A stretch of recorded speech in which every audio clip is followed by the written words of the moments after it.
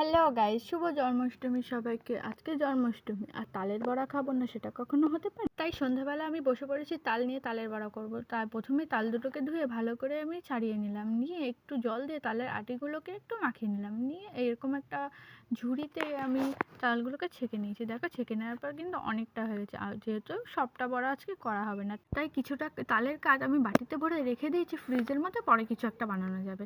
তারপরে বাকি ছাকা তালের মধ্যে আমি সুজি, নুন আর চিনি দিয়ে ভালো করে মাখিয়ে নিচ্ছি। এরপরে দিয়ে দিয়েছি আমি ময়দা দিয়ে আবার ভালো করে মাখিয়ে নেব আমি। তারপর চামচ দিয়ে আমি মাখাতে পারছি না বলে হাত দিয়ে মাখাতে বসে পড়েছি। তারপরে তো আমার তালের ওই মাখাটা পুরো কমপ্লিট হয়ে গেছে। আমি ভাজবো বলে গ্যাসটাকে অন করে তার মধ্যে কড়াই বসিয়ে কড়াইতে তেল দিয়ে বড়াগুলো দিয়ে দিচ্ছি। দিতে দিতে আমি আর পারছি না বলে আমার মাকে দিয়ে দিয়েছি, আর আমি অল্প কটা ভেজে নিয়েছি। ভেজে নিয়ে আমি বড়া খাওয়ার জন্য চলে এসেছি। আর বড়াগুলো কিন্তু খুব টেস্টি হয়েছিল। তাহলে আজকের মতো টাটা সবাইকে, রাধে রাধে।